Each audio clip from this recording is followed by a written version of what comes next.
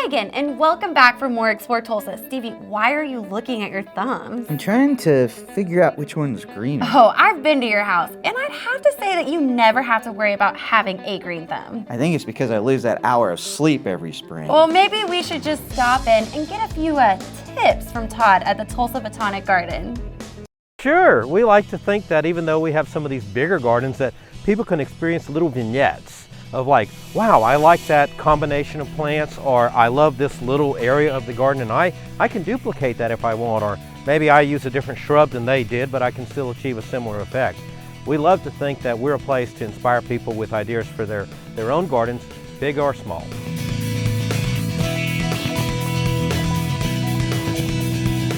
This is the time of year when you kind of go out and see what's happening in the garden first, kind of let Mother Nature tell you a few things, and then you can start gradually maybe uncovering some plants that you protected for the year.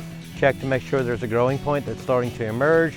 You can maybe start to cut back some things that maybe have died back. It's a great time of year to cut back your perennials, which normally do die back.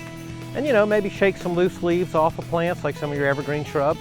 Just kind of go do a little spot check around the garden and plant some of your late winter, early spring annuals that don't mind a few freezing temperatures. They'll do great in these cooler days we're having.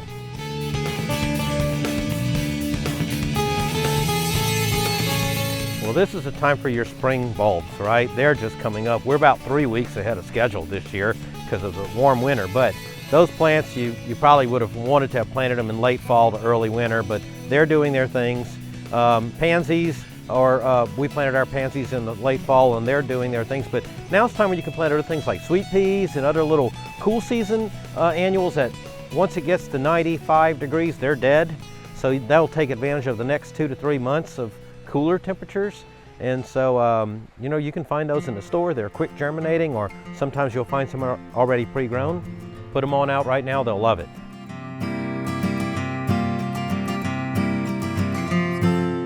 What you've seen is now that we have the two gardens, and the Tandy Floral Terraces is 1.5 years old and the children's garden is not quite 1 year old, we're seeing them start to grow in. So it's kind of nice. It's not just planted specimens that have a gap between each one. We're seeing plants fill in. We're seeing things become established.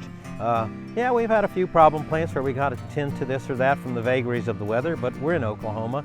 And so the nice thing is the garden's looking more like it's been there, and the bulb display, of course, is just going to be fabulous this year.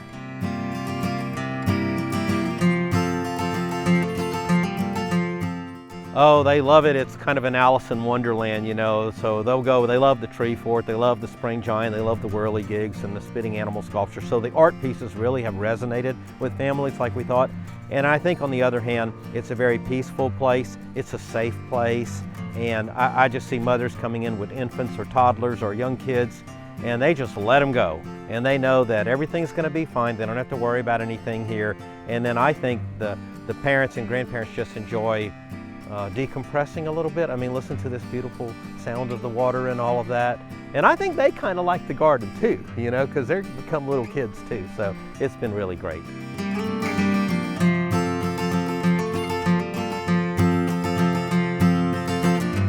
Well, of course, we're so full of pride at the achievements and so thankful to the community for the support we've received. And yes, anxious for the next things, right? But we believe that we need to do it right. We need to do it first class. We don't want to just take one garden and move to starting the next and then kind of forget about it, and then later on we come back and the first one's full of weeds. That's not how we're doing it here. We're taking care of the existing gardens we built and looking forward to building more, and always trying to be innovative in our horticultural program here.